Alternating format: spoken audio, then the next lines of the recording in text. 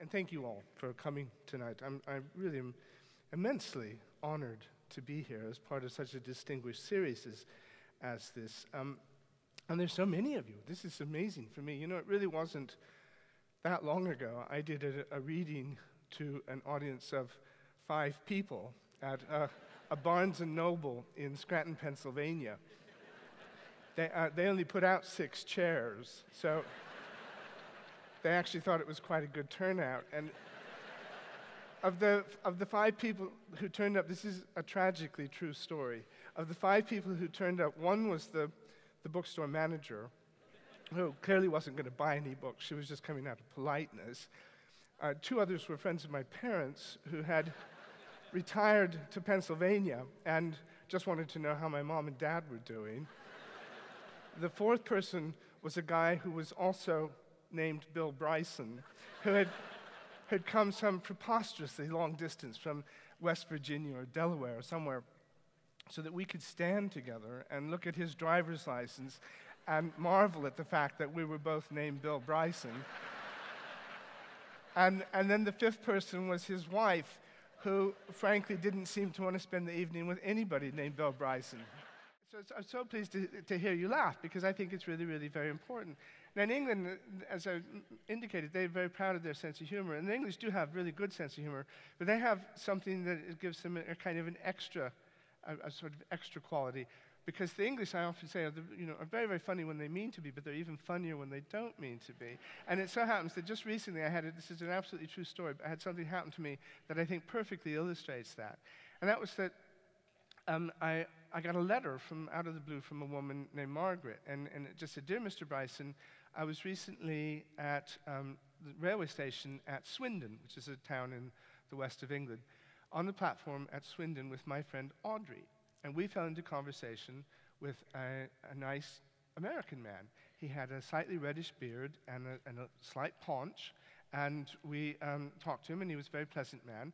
And when we parted ways, I said to my friend Audrey, 'Do you know who that was?' It was Bill Bryson, the writer." And she said, "No, it wasn't." And I said, "Yes, it was." And so we argued over this. And now I'm writing to you because I'd like you to write back to me and confirm that it was you, so that I can correct Audrey.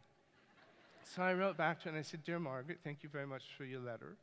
I'm really sorry to tell you this, but I can't remember the last time I went through Swindon Station, but it's been at least 10 or 15 years, and I don't think I've ever actually been on the platform there.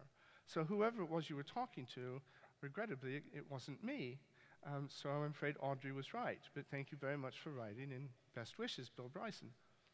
And about 3 days later, this is absolutely true, I got a letter back from Margaret, and it said, "Dear Mr. Bryson, I don't understand why you're lying about this."